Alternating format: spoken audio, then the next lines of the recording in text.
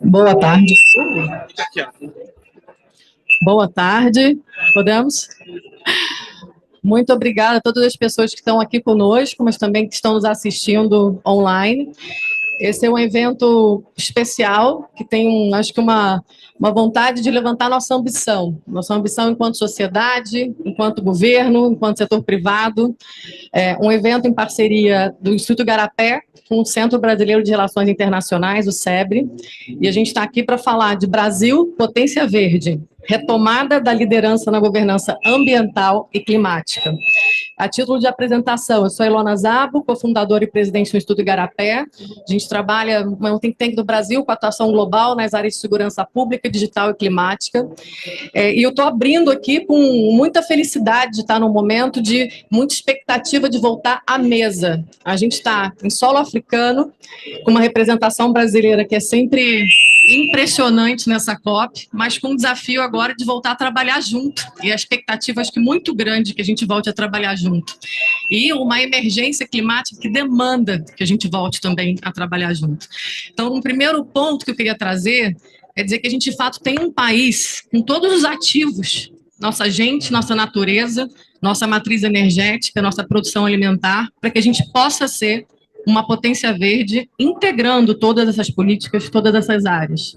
Isso não vai ser pequeno de desafio, mas eu acho que isso é o que se espera de um Brasil, depois de tanto tempo, fora do debate, mas também num momento onde a gente não tem mais tempo a perder.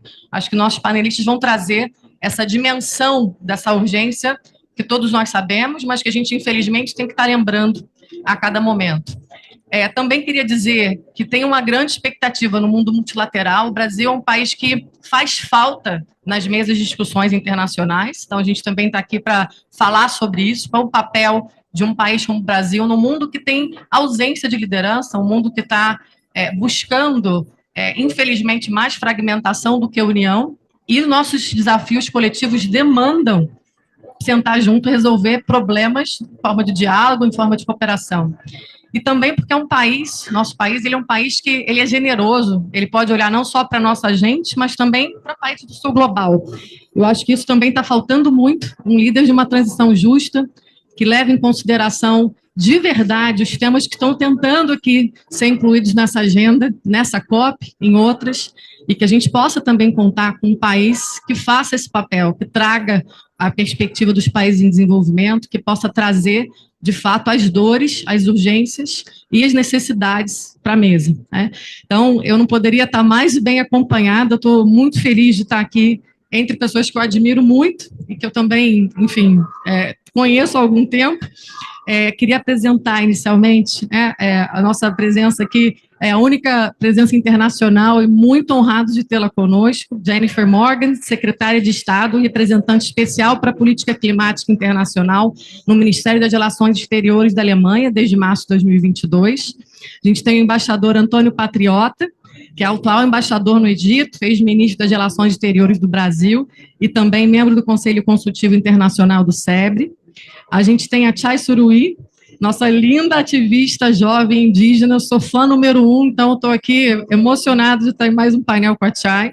É ativista do povo Paiter Suruí, que ganhou grande repercussão mundial após liderar um discurso de abertura na COP26, mas eu sempre falo, como é que o mundo não conhecia a Chay antes disso, então que bom que agora conhece, né?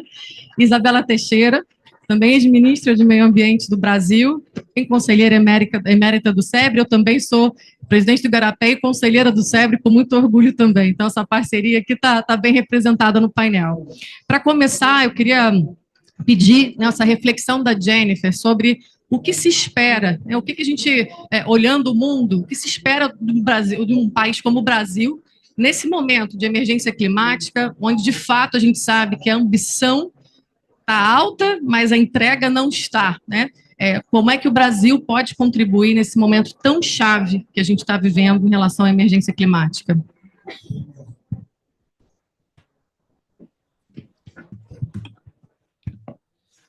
Bom dia.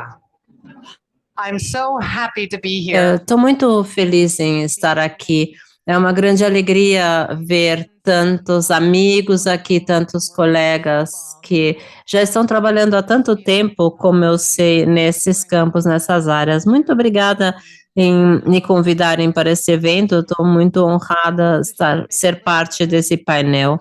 Eu gostaria de falar um pouquinho sobre o contexto global, do contexto de política externa e segurança, porque ficou bastante claro que a crise climática é a crise de segurança, é uma ameaça à segurança humana, desafia a paz regional, estabilidade regional. E nós vimos esses impactos acontecerem no mundo inteiro de uma forma bastante dramática. Então, agora nós vamos ter 2,8 graus de aquecimento se a gente não conseguir controlar isso agora rapidamente. Eu sei que nós temos aqui vários contextos econômicos, ambientais, sociais, questões indígenas de gênero.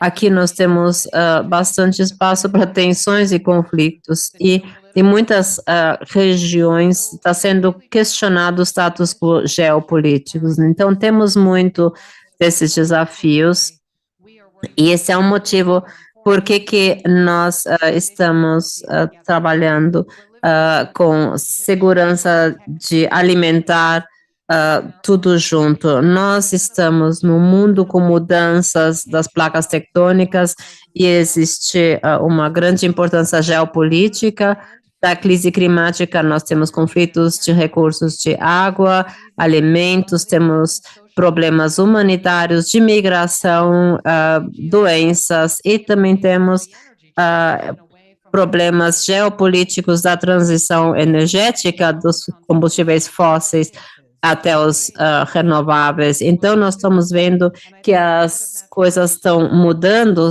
as relações de poder estão mudando. Isso é importante. Nós precisamos de tecnologia, inovação, acesso a materiais críticos.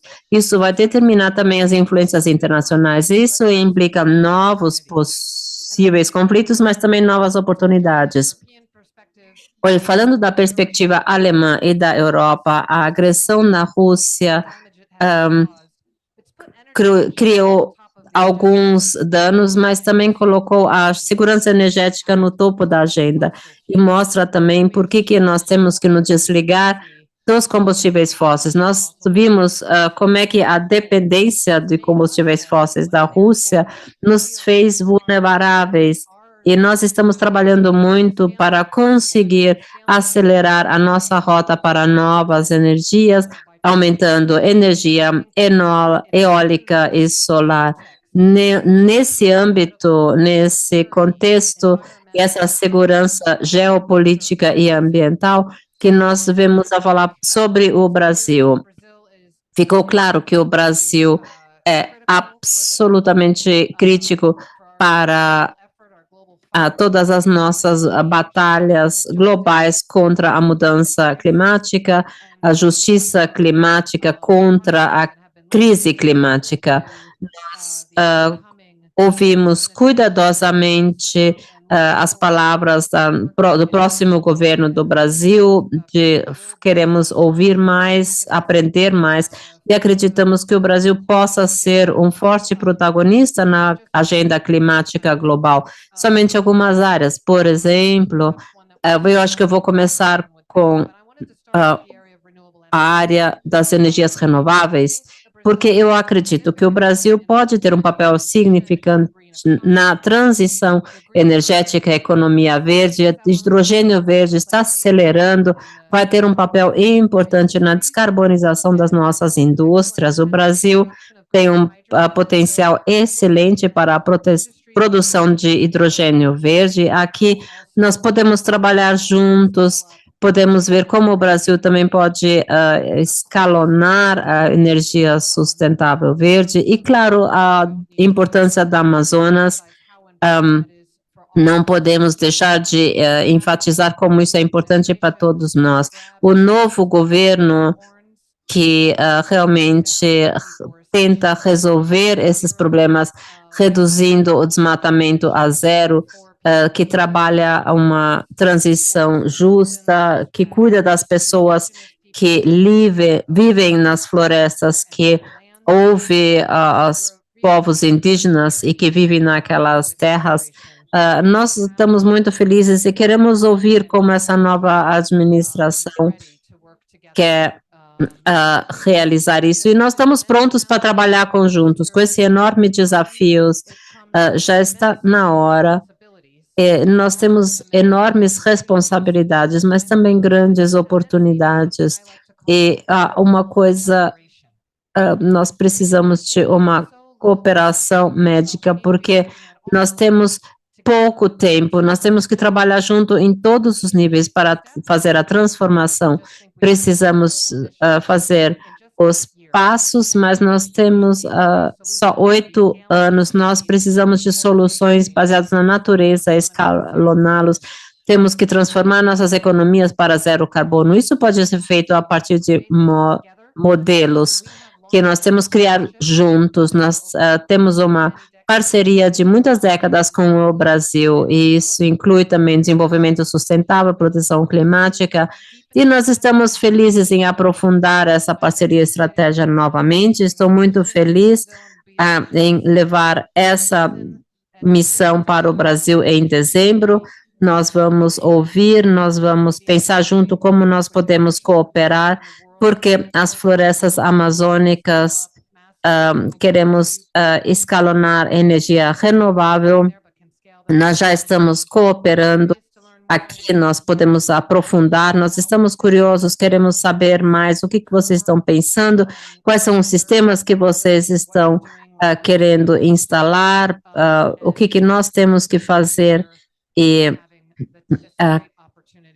é ótimo ter essa excelente oportunidade. Temos pouco tempo, mas eu sei que da forma que o Brasil resolve os problemas num contexto geopolítico maior, acho que nós podemos fazer isso juntos e eu estou feliz com isso. Bom, a Jennifer tocou em pontos muito importantes, chaves. Eu tenho certeza que o ministro Patriota vai reagir. Eu queria dizer que a gente está num momento também, eu estou com uma oportunidade, um desafio. Eu faço parte de um conselho do secretário-geral da ONU sobre multilateralismo eficiente, onde a gente está falando da governança de assuntos de interesse coletivo para a humanidade. Então, um deles, obviamente, é a governança climática. Enfim, eu estou coliderando o grupo de propostas que a gente vai levar para o Summit of the Future sobre esse tema. E eu tenho tido muitas discussões interessantes justamente sobre esse momento de um mundo que está indo para uma multipolaridade, um momento geopolítico de muitas tensões, que a Jennifer menciona, e eu estou bastante curiosa também, enfim, desejosa de ouvir a perspectiva, porque eu acho que a gente também tem um desafio nesse momento de linguagem, porque eu acho que a gente entende os desafios, a emergência, e as lentes, né, de diferentes países, a gente precisa encontrar linguagens que nos unam. Então, queria convidar o embaixador Patriota para trazer essa perspectiva de um país com a tradição multilateral do Brasil. Faz falta numa mesa de negociação, então a gente está aguardando esse retorno proativo, e como construir, num momento de diálogo, essa liderança, essa posição, para que a gente consiga trazer o mundo para um limite que a gente hoje, enfim, ninguém quer chegar em 2,8, né? Então, embaixador Patriota, se puder dividir conosco, muito obrigada. Muito obrigado. Estão me ouvindo? Então, eu queria agradecer a oportunidade. Thank you so much for being here with us. Obrigada. But I hope that some of the things I will say will be relayed to you after. Obrigado. Eu espero que algumas coisas que eu faço se relacionem com você, porque não tem uma questão muito de identidade de uso com geopolítica, que nem você mencionou, mas eu falarei sobre isso depois. O seguinte, que liderança internacional para um país como o Brasil, que tem um potencial de liderança global, significa sensibilidade em relação às agendas de outras regiões, né? Então, lembrar que nós estamos aqui numa COP africana. O Egito está entre os países de maior população da África, são 3, Nigéria, Etiópia e Egito, com mais de 100 milhões de habitantes. Hoje em dia, o Egito é o segundo em matéria de PIB, e O PIB da África inteira, 55 países, é apenas o dobro do PIB brasileiro, com uma renda per capita que é 1/8 da renda per capita brasileira. Acho isso importante termos em mente para exercermos uma liderança que seja sensível a cada região.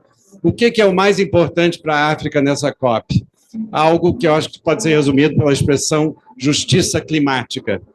Justiça climática representa o quê?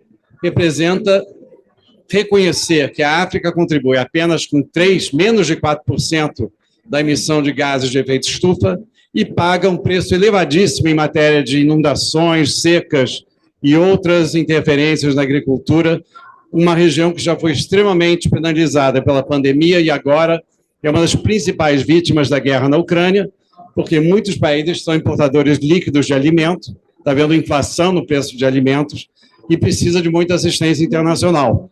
Uma pequena crítica que eu faria a Jennifer Morgan, que já deixou a conversa, mas talvez possa ser transmitida a ela, que ela, em momento algum, falou em recursos financeiros. Essa é prioridade para a África, porque a África não tem recursos. A África inclui numerosos países extremamente endividados e não quer ter que pagar por perdas e danos e adaptação a partir de novos empréstimos que vão aumentar suas dívidas externas. Eles estão reivindicando apoio em forma de grants, né, de doações e de arranjos financeiros que levem em consideração a vulnerabilidade deles. Ora, quem é que pode fazer esse papel? São os principais responsáveis, segundo o conceito, né, de responsabilidades comuns, porém diferenciadas, principais responsáveis pelo aquecimento global e que têm os maiores recursos financeiros. Então, isso é prioridade número 1 para a África, mas não foi mencionado pela nossa colega da Alemanha. Outras prioridades onde o Brasil pode ajudar muito, a agricultura, por exemplo. Eu falei que aqui os países são importadores líquidos, o Egito é altamente dependente de importações para alimentar a sua população. Ele tem um território que é 1/8 do território brasileiro, mas apenas 8% do Egito é habitável, o resto é tudo deserto. Vocês imaginem 100 milhões de pessoas no território equivalente à Holanda, que não tem espaço para plantar, criar gado, etc.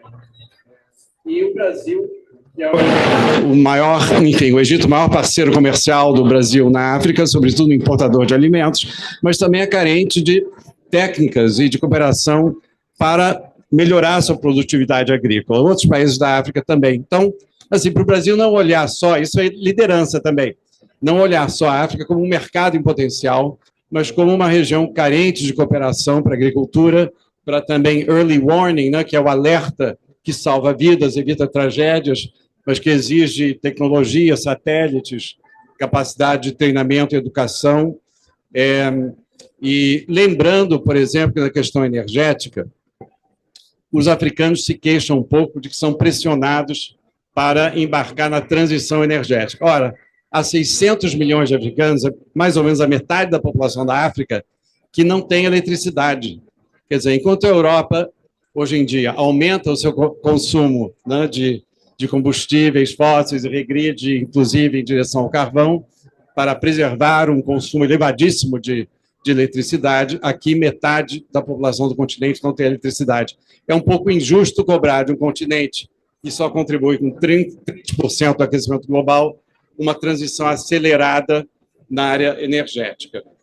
Esse é o meu primeiro ponto. Segundo ponto, também eu vou ter que rebater um pouquinho a Jennifer, que se ausentou, que é o seguinte: eu acho que o Brasil tem todas as condições de exercer uma excelente e criativa e inteligente liderança na área ambiental, mudança do clima, todos os temas.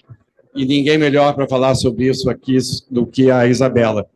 Mas não esqueçamos que também o Brasil, ele representa, no cenário internacional, eu sei que isso aí, no plano interno, talvez seja uma discussão um pouquinho diferente, que a Ilona conhece bem os nossos desafios de segurança pública. Mas, como ator internacional, nós somos um país que representa a paz. Nós vivemos em paz com todos os vizinhos há 150 anos, nós nunca violamos um preceito importante da Carta da ONU sobre paz e segurança internacional. Nós somos o país em desenvolvimento que mais vezes sentou no Conselho de Segurança, estamos atualmente no Conselho de Segurança para nosso 11º mandato. Então, acho importante que nós não abdiquemos também de liderar nesse debate, ainda mais agora que tem uma guerra absurda na Europa, que se volta a falar em uso de armas nucleares. Não se falava nisso desde a crise dos mísseis cubanos de 62, imagina, de repente virou um assunto que é tratado cotidianamente nos jornais. Então, o que eu gostaria de propor aqui, aproveitando que tem tanta sociedade civil reunida? E as pessoas que se interessam por clima, por aquecimento global, por sustentabilidade, também se interessem pela paz, pelos orçamentos militares. O orçamento militar anual é 2 trilhões de dólares. A África e a América do Sul contribuem com 2% desses 2 trilhões. Ora, não poderia haver um dividendo de recursos extraídos do armamento, sobretudo armas de destruição em massa, para salvar o planeta, para uma causa civilizatória, em vez de ser tanto dinheiro canalizado para causas que não têm nenhum valor civilizatório? Eu acho que isso é algo que, se nós começarmos a despertar a consciência da sociedade civil, pode ter um impacto muito grande. E eu vejo o Brasil fazendo isso, porque o Brasil não tem inimigos, é um país que tem relações com todos os países membros da ONU e tem esse perfil de comprometido, inclusive, por Constituição, pela Constituição Federal, a só usar energia nuclear para fins pacíficos. Ora, no momento que se fala em usar bomba nuclear, nós deveríamos pressionar muito internacionalmente pela deslegitimação, né? Existe um tratado para a proibição das armas nucleares que foi assinado pelo Brasil, ainda não ratificado. Eu acho que todos os membros de zonas desnuclearizadas deveriam assinar e ratificar. E, finalmente, é uma outra causa que eu acho que é muito atual e tem a ver com o trabalho da Ilona. No momento que se fala de reforma das instituições de Bretton Woods, é um tema que surgiu com força aqui nesta COP, mas também se fala em reforma das Nações Unidas. O secretário-geral da ONU, e é desse grupo que participa a Ilona, convocou uma conferência, uma cúpula sobre o futuro, para ver como preparar o sistema multilateral para os novos desafios. Eu acho que nós precisamos olhar para os sistemas de governança global a partir da necessidade de democratizá-los. O que isso significa? Reduzir ao mínimo o poder oligárquico de algumas potências. Então, por exemplo, no Conselho de Segurança, há 5 países que detêm poder de veto e bloqueiam decisões que são de interesse da comunidade internacional de uma maneira arbitrária, que não leva em consideração o interesse coletivo, leva em consideração apenas interesses paroquiais e agendas muito individuais. Então, é mais uma causa que eu acho que é importante a sociedade civil abraçar, porque ela pode parecer muito dissociada das questões de clima e outras de sustentabilidade, mas elas estão todas interligadas. Por exemplo, se você introduz no Conselho de Segurança o tema do aquecimento global como uma ameaça à paz e segurança internacional, é uma coisa que muitos países europeus estão tentando fazer. O que você está fazendo? Você está dando poder de veto a 5 países sobre decisões que interessam a comunidade internacional como um todo. Isso é democrático? Isso é desejável? Eu acho que não é. Eu acho que a gente deve estar muito alerta para reformar o Conselho de Segurança numa direção democratizante, né? E também outros órgãos da ONU e outros processos decisórios para que sejam menos oligárquicos. Também até o próprio preenchimento de cargos internacionais, alguns deles são assim uma espécie de, sem que isso esteja baseado em tratado algum, mas como se fossem assim uma seara, em francês se diz chasse gardée, né? Uma espécie de território privilegiado dos Estados Unidos sempre designar o presidente do Banco Mundial, de um europeu sempre designar diretor do FMI, nas Nações Unidas, certos subsecretários ficam também reservados para determinados países. Isso também não é democrático. Então, eu acho que uma agenda que promova não só a consciência do absurdo da guerra para a preservação do planeta e do absurdo dos gastos militares comparado com os recursos disponíveis para salvar a civilização humana, e também que promova a democratização dos processos decisórios internacionais, são de grande interesse de governos e da sociedade civil, e o Brasil é um país que pode exercer um papel de liderança nesses grandes debates. Muito obrigado.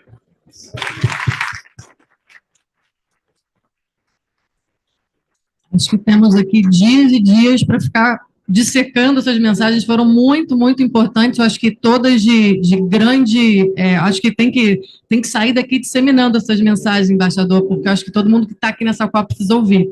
Olha, a gente tem mais uma presença muito ilustre, que eu gostaria de anunciar. A gente tem Laurence Tubiana, que foi uma das arquitetas do Acordo de Paris em 2015. Ela vai se juntar aqui ao nosso painel.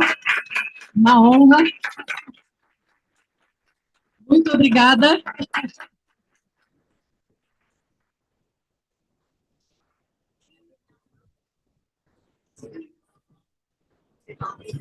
Quando eu digo que o Brasil voltou, é isso aqui, né? Estamos aqui. Voltando, muito bom. Laurence, eu vou passar para a Chay, e depois eu vou para você e para a Isabela, para a gente poder escutá-la e você ter tempo também de absorver, tá bom? Eu vou passar para a Chay, depois a gente adoraria escutá-la. Vou dar um tempinho para você também absorver aqui os recados, porque acho que vai ser bom refletir sobre a fala da Chay. Chay vai começar com um vídeo e depois a gente vai escutar essa mensagem tão importante, acho que eu diria, provavelmente uma das mensagens mais importantes que a gente vai escutar aqui nesse painel, vem também de alguém que eu admiro muito.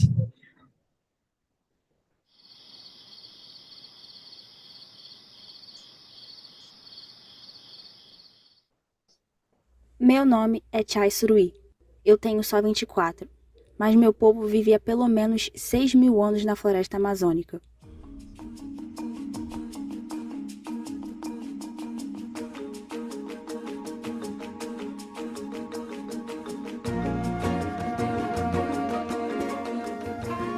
Meu pai, o grande cacique Almir Suruí, me ensinou que devemos ouvir as estrelas, a lua, o vento, os animais e as árvores.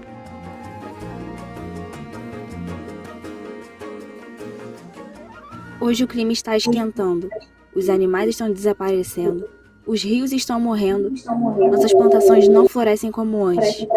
A terra está falando, ela nos diz que não temos mais tempo. Uma companheira disse: vamos continuar pensando que com pomadas e analgésicos, os golpes de hoje se resolvem, embora saibamos que amanhã a ferida será maior e mais profunda. Precisamos tomar outro caminho, com mudanças corajosas e globais. Não é em 2030 ou em 2050. É agora.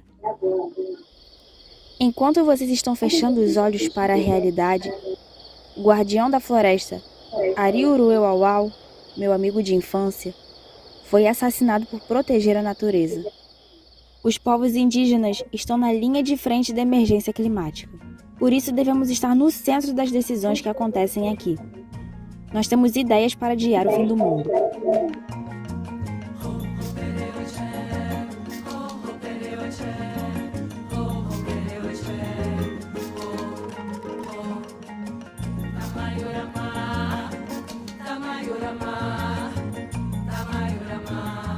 Vamos frear as emissões de promessas mentirosas e irresponsáveis.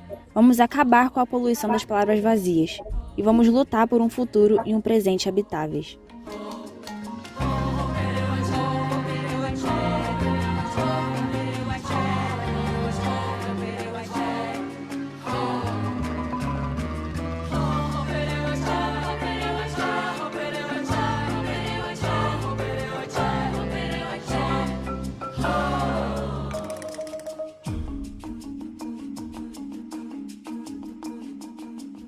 É necessário sempre acreditar que o sonho é possível.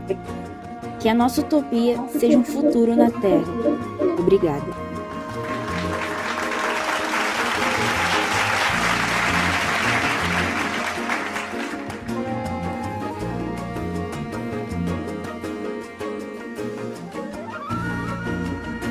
Só para fazer essa provocação, depois já de ouvir as palavras da Chay, queria também, além das reflexões sobre as prioridades, que eu acho que precisamos aqui escutar e de fato priorizar, como a gente alinha o conhecimento ancestral tão forte, que está tão claro, que a gente precisa trazer, junto com o conhecimento científico, para as políticas públicas. Eu sei que sem isso a gente não vai dar o salto que a gente precisa.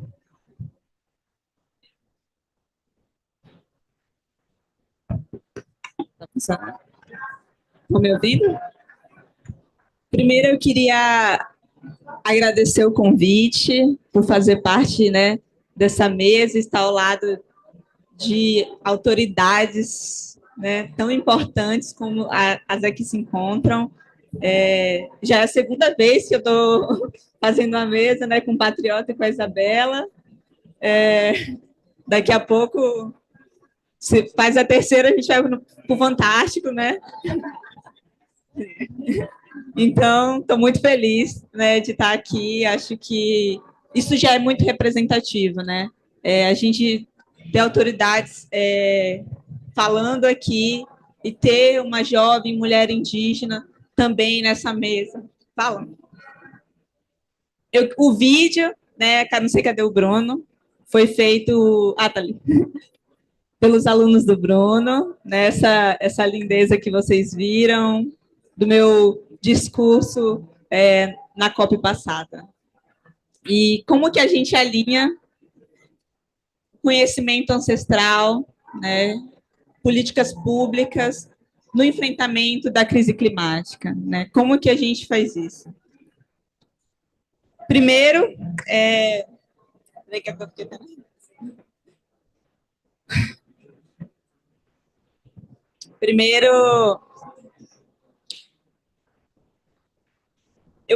a gente estava lá dentro conversando, né? E eu estava pensando como que a gente faz essa conexão do que a gente precisa fazer, dos desafios que a gente tem para superar a crise climática no Brasil, né? Não só falando nos desafios que a gente tem como povos originários, né? A gente está falando da transição energética, a gente está falando de economia verde, e como que a gente alinha isso? Eu fiquei pensando. E tem uma coisa que conecta tudo isso, que se chamam pessoas. E é por isso que eu acho que a sua fala foi muito importante quando a gente fala de justiça climática, da questão climática, que é aí que a gente também tem que começar no Brasil, né? É por aí, porque nós, povos indígenas, a gente não pode falar, por exemplo, de soluções baseadas na natureza, e é por isso também que o Brasil é muito visado por causa da nossa Amazônia, por causa da nossa floresta, por causa da importância que esse lugar tem para o mundo, né? Isso também é o que o Brasil traz muito, e isso que eu vejo também, e aí, Patriota, me desculpe, né, que nós, povos indígenas, estamos sendo também um dos melhores diplomatas, né, do Brasil, porque a gente vem fazendo esse trabalho durante essas COPs que todas se passaram, onde a gente não tinha, né, uma verdadeira representação, foram os povos indígenas que estiveram aqui fazendo essa representação.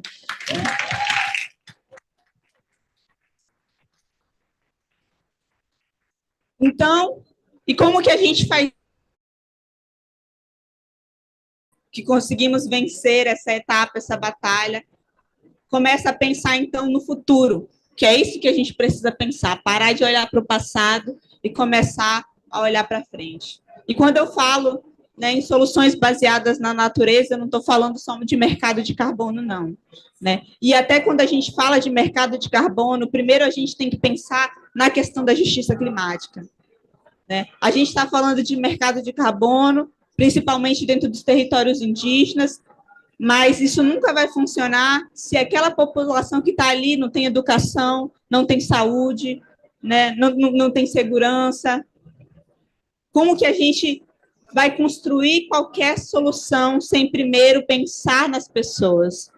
E não só nas pessoas que estão dentro dos territórios indígenas. E mais do que isso, gente, nós, os povos originários, estou vendo, né, minhas parentas aqui, não somos só os melhores protetores da floresta. Nós estamos aqui também construindo soluções climáticas que ainda não são ouvidas, que ainda não são, né, as pessoas não escutam. A gente ainda é visto só também como guardião. Somos os guardiões da floresta, mas mais do que isso, temos conhecimento tradicional para superar essa crise também, né? E isso significa o quê? A nossa Amazônia, nossas florestas, elas têm um grande potencial, por exemplo, quando a gente fala da própria economia. E essa economia, baseada na natureza, sem agredir, vivendo em harmonia, como, por exemplo, o meu povo trabalha com castanha, coleta castanha. Além disso, a gente tem remédios que vêm da natureza, né, que a gente nem sabe. Existem frutas, existem, né, plantas que só tem na nossa Amazônia. E que a gente ainda não está sabendo valorizar, não está sabendo trazer isso também para o restante do mundo.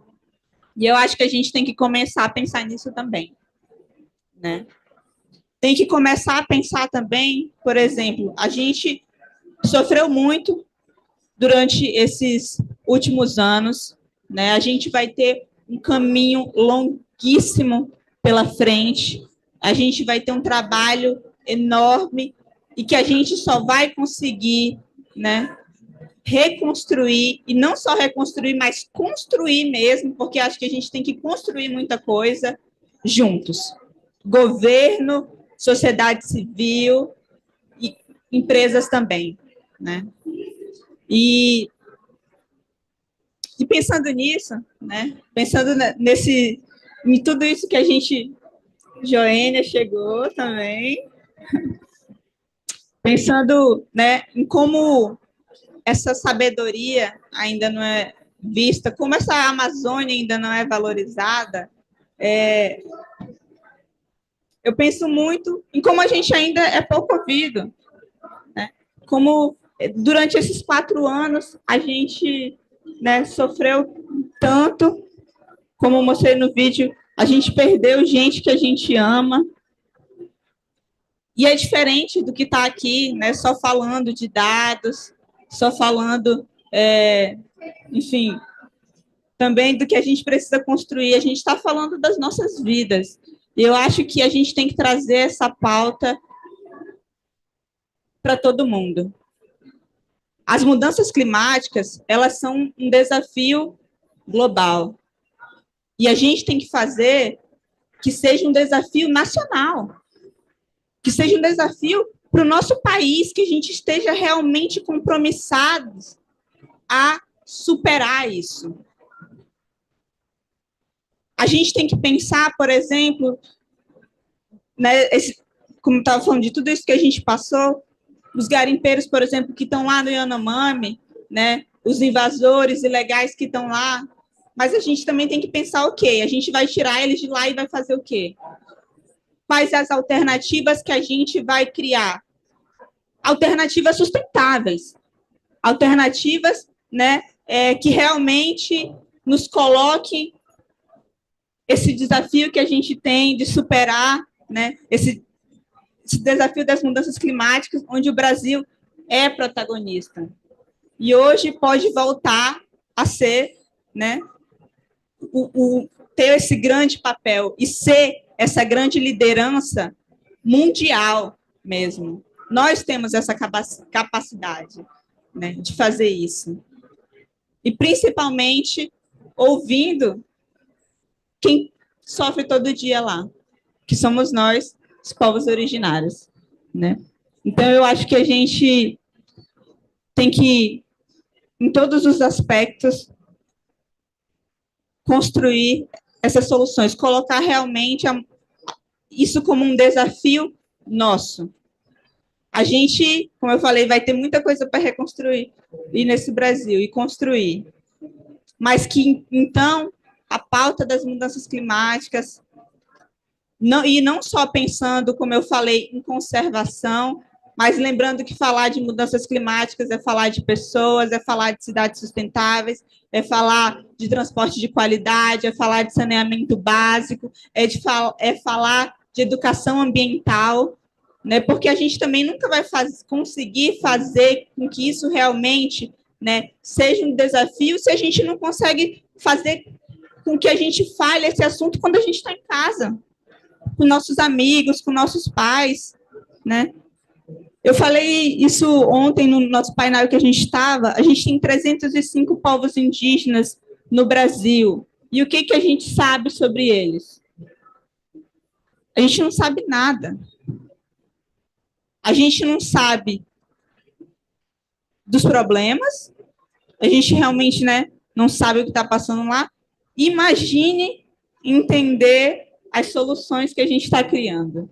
Imagine entender a sabedoria que os povos indígenas têm, né?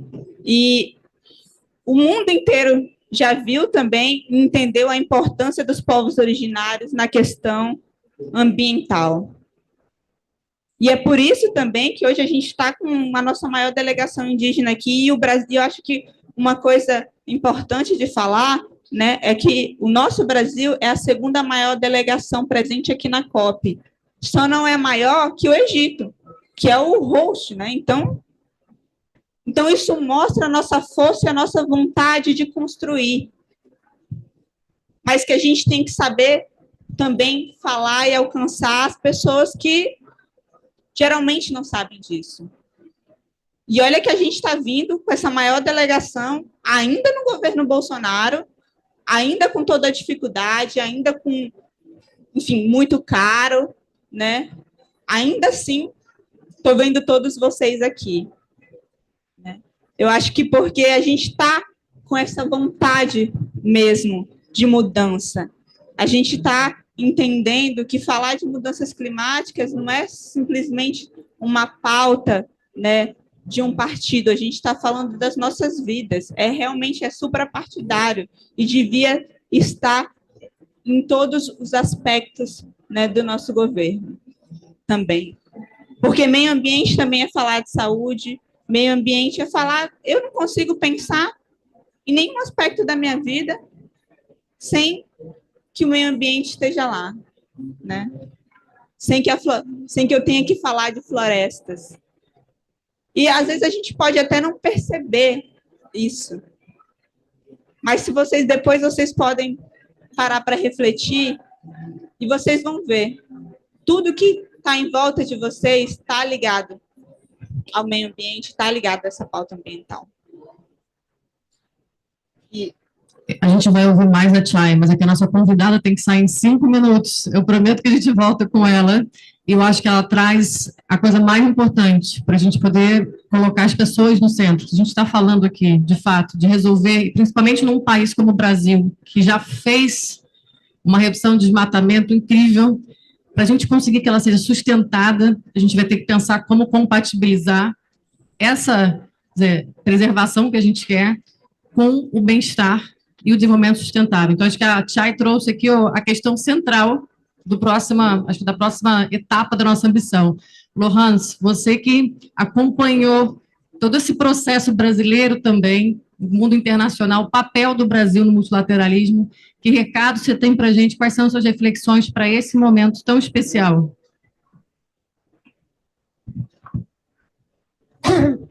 Em primeiro lugar, eu quero dizer que estou muito feliz de estar aqui nesse novo Brasil. Muito feliz. And for me, the new Brazil E is para mim, o novo Brasil são todos vocês, novos amigos, eu espero. E com toda essa quantidade de energia que a gente pode trazer para essa nova ordem internacional maluca, foi a melhor notícia que eu pude ter. Eu estava acordando, esperando os resultados, e eu vi vocês mostrando notícias fantásticas para o mundo.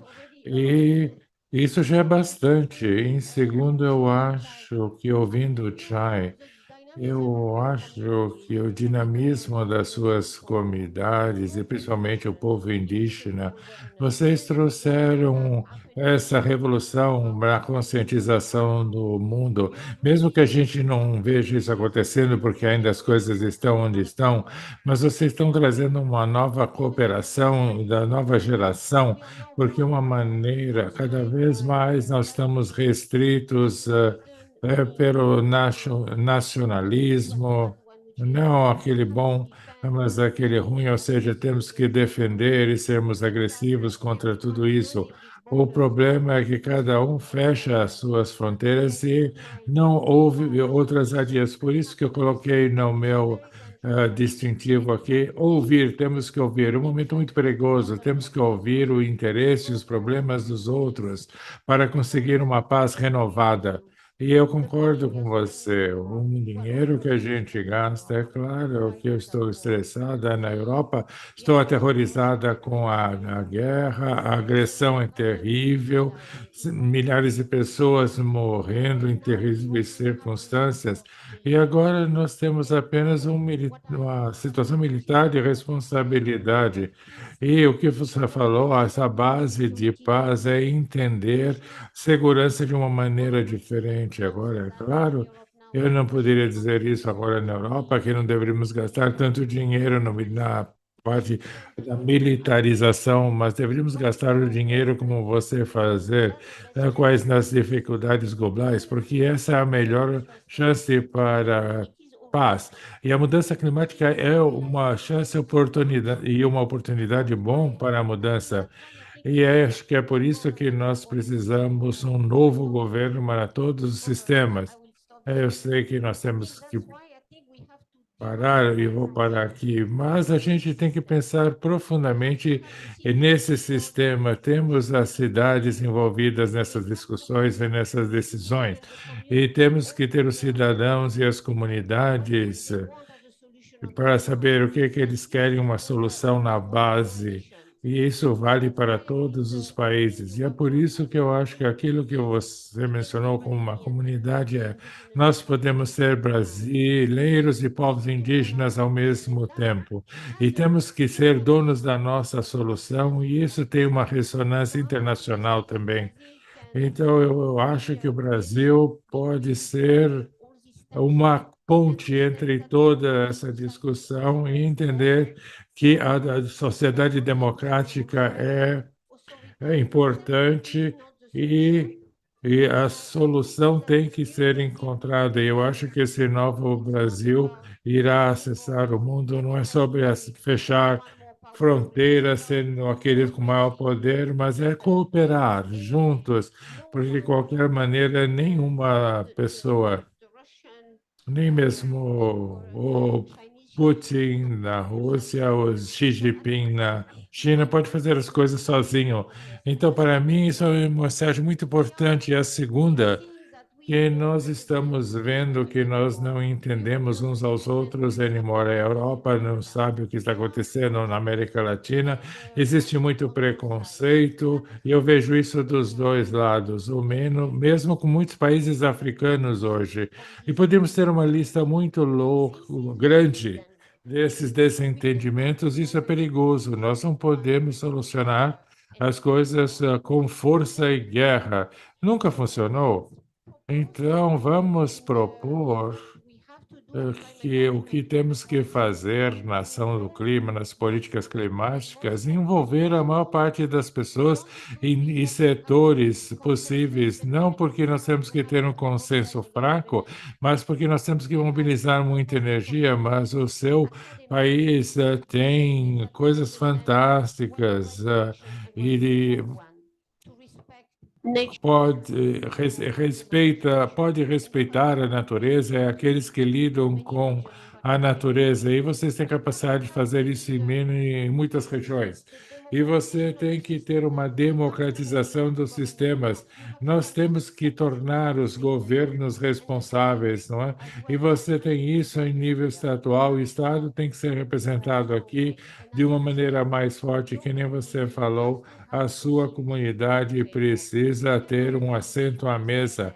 Você não pode ser apenas representada. Muito bem, a mudança climática precisa de você na sua própria soberania, nessa dimensão cultural, não na dimensão ministerial, e vocês podem trazer a solução à mesa. Nós temos que fazer uma revolução. Está tudo muito concentrado nas mãos do governo, nós não temos estabilidade nem visão a longo prazo nessa políticas climáticas por causa da política tradicional, e é por isso que nós temos que entender essa visão, que desde 2050 para agora, que nem você falou, e precisamos disso agora. E eu espero que a gente possa ver o Brasil vindo, falando sobre paz, falando sobre a parte dos climas, estando acima da estrutura, porque essa estrutura está uma bagunça, né? E eu não sei, toda manhã a gente acorda e diz, olha que bagunça. Então, vocês têm um papel a desempenhar e eu estarei muito feliz novamente para estar no Novo Brasil.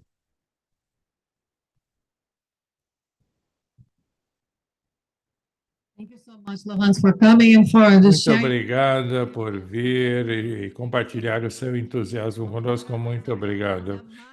De ligar muitos pontos para a gente. Acho que a gente falou de temas super chave até o momento. Acho que tem muitas mensagens para, enfim, digerir e tornar planos de ação. Agora, Isabela, como você também está vendo, né, o mundo, enfim, todo o sistema internacional também tentando realinhar para a tripla crise planetária. O Brasil chegando, como patriota, dizendo assim, estamos num continente que a gente tem o potencial de não só fazer para nós, mas ajudar quem está ao nosso lado, o Brasil, que sempre foi tão forte em cooperação sul-sul, né?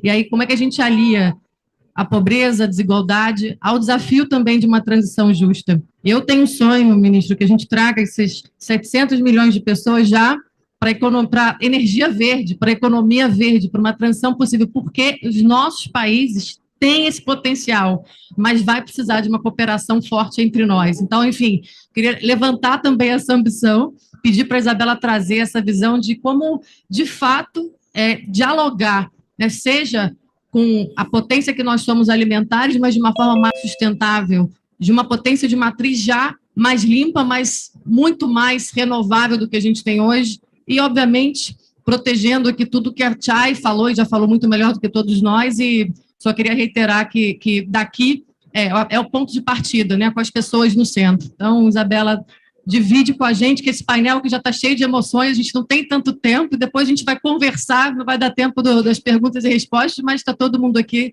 disponível para a conversa.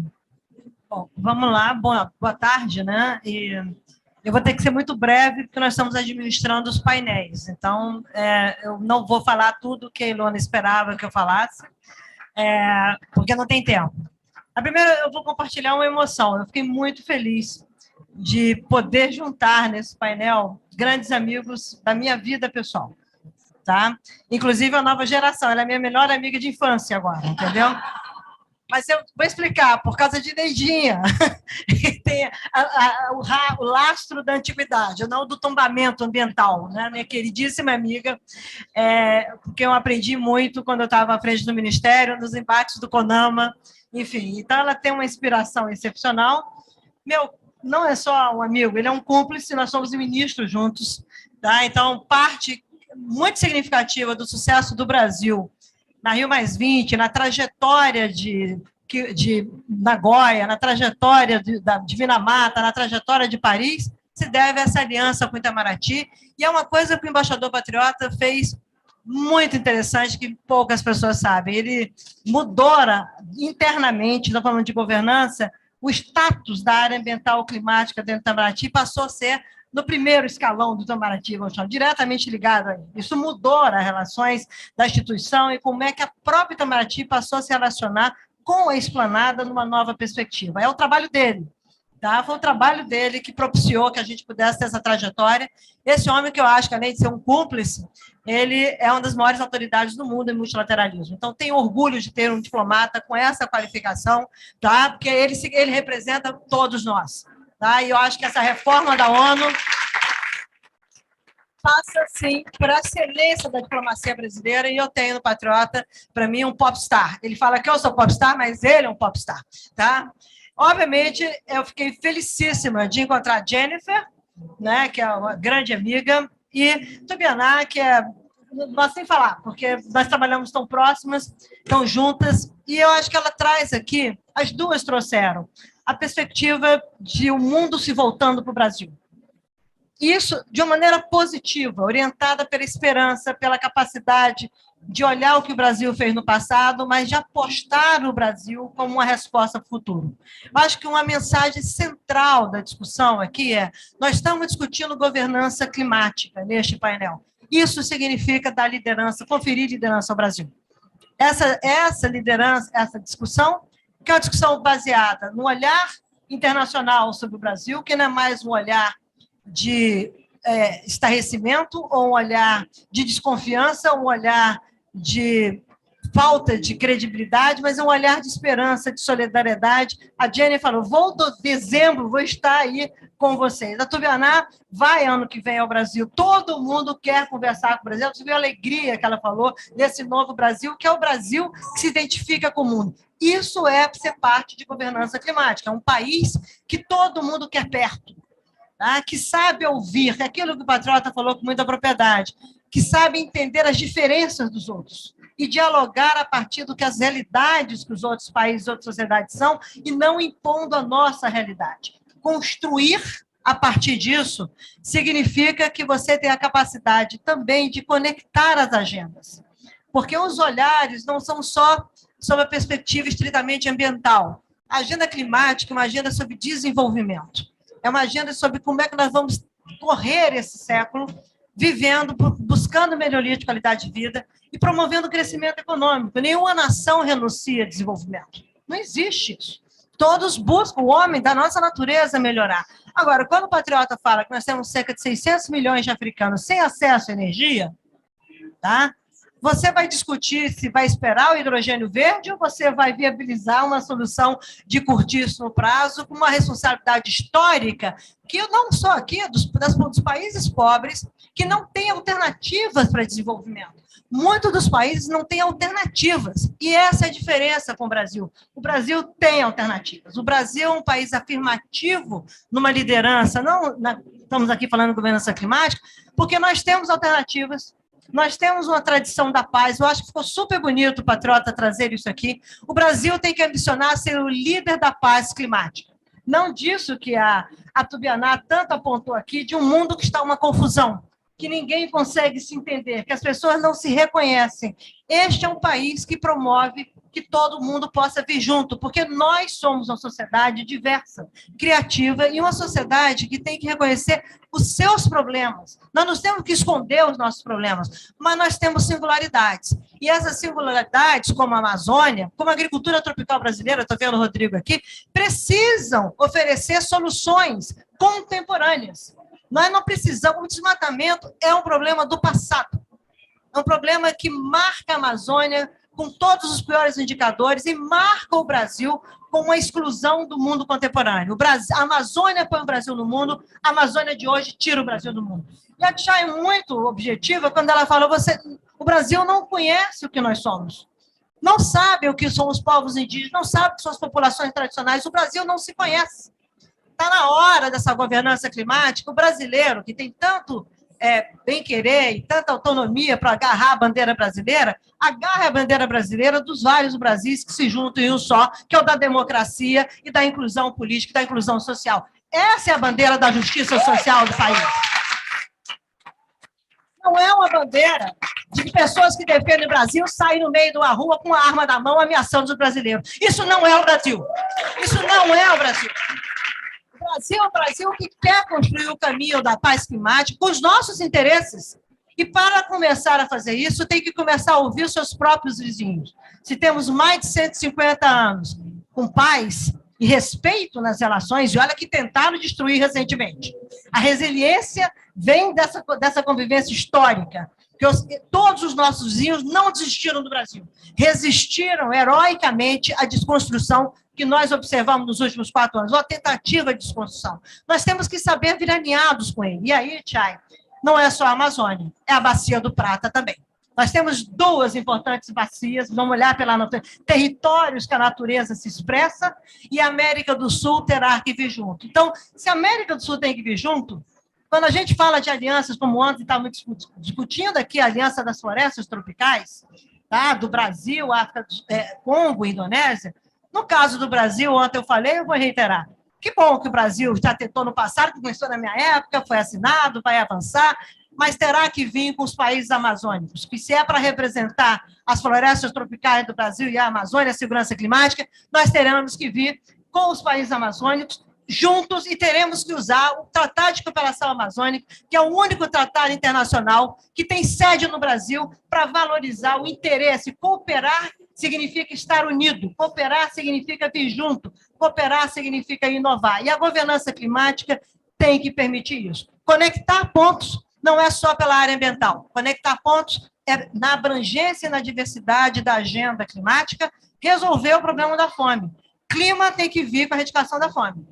As soluções climáticas têm que trabalhar a segurança nutricional alimentar, mas os países produtores de alimentos hoje deveriam ter uma aliança junto com todos os países que produzem o Brasil para resolver o problema da fome do Brasil. Eu não posso esperar o fim da fome em 2050 com o mundo neutralizado. Eu tenho que ter o fim da fome agora. E é exatamente em cima do 1,2 de aumento da temperatura média do planeta que é o meu momento de partida se eu quero chegar no 1,5.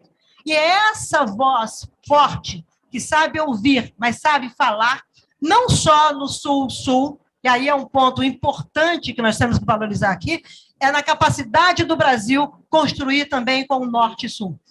E isso é importante de vocês observar, de todos nós observar. Não fiquem criticando, ouçam as pessoas, construam a partir da diversidade, entendam que o Brasil é importante, mas o mundo importa. E o Brasil é importante porque ele sabe se relacionar com o mundo que importa.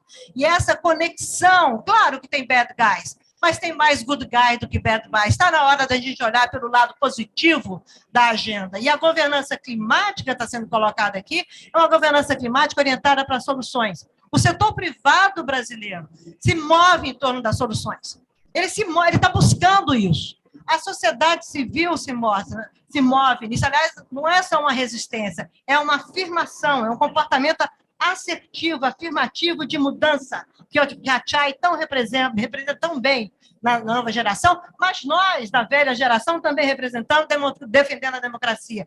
Clima tem que vir com a democracia. Não pode o Congresso Nacional Brasileiro achar que essa é uma agenda de esquerda. Essa é uma agenda de todos, e nós temos que convencer todos a serem parte dessa agenda. Não é possível que a gente vai continuar andando em silos. Não é assim. Embora a agricultura adore silos, mas não é o caso. E nós temos que vir com a questão da agricultura familiar, nós temos que vir com a discussão da economia da biomassa. Para terminar, eu acho que nós não podemos deixar de falar na governança climática, no mundo que o Brasil, o desafio que o Brasil tem que afirmar aqui dentro. Eu acho que o Brasil liderará isso pela paz climática. O Brasil vai liderar pela capacidade de construir junto. O Brasil vai liderar pela capacidade de compartilhar soluções e por trazer as novas gerações, que está expressa nessa diversidade dos movimentos indígenas, dos movimentos negros, do movimento LGBTQI+, do movimento das mulheres, trazer isso dentro de um contexto dos direitos civis, não só dos direitos humanos. Ou a gente enxerga que os brasileiros precisam aprender a escolher, e eles precisam aprender o que nós estamos falando. Isso não é só para o Paul e para o Anthony, é para a Dona Maria e para o seu Antônio. Eles devem entender que eles são parte da solução. E, para isso, nós teremos que trabalhar a segurança pública. Nunca tivemos tão expostos à violência e à vulnerabilidade do risco climático, que não é só a ruptura dos processos de produção de alimentos, etc., mas é a segurança do dia a dia dos brasileiros. E hoje, infelizmente, na Amazônia, as maiores taxas de homicídios do Brasil estão dos municípios que mais desmatam e os municípios mais expostos ao crime ambiental. Essa solidariedade também acontece no Rio de Janeiro.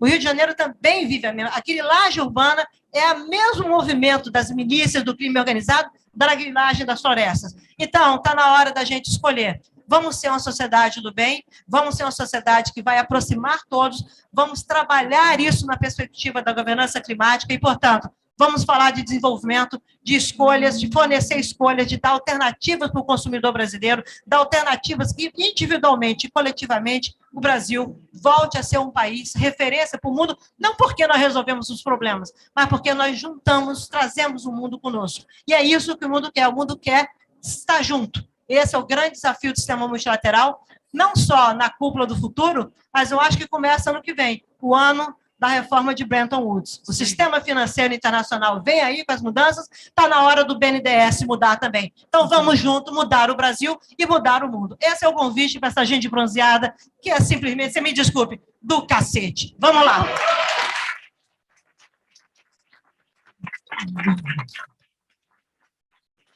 Queria só agradecer, não temos tempo, infelizmente. Obrigada, Isabela, obrigada, minhas patriotas, obrigada, Chay, Jennifer e Lohans. Obrigada ao Brasil Action Hub por nos receber tão bem. Muito, muito obrigada.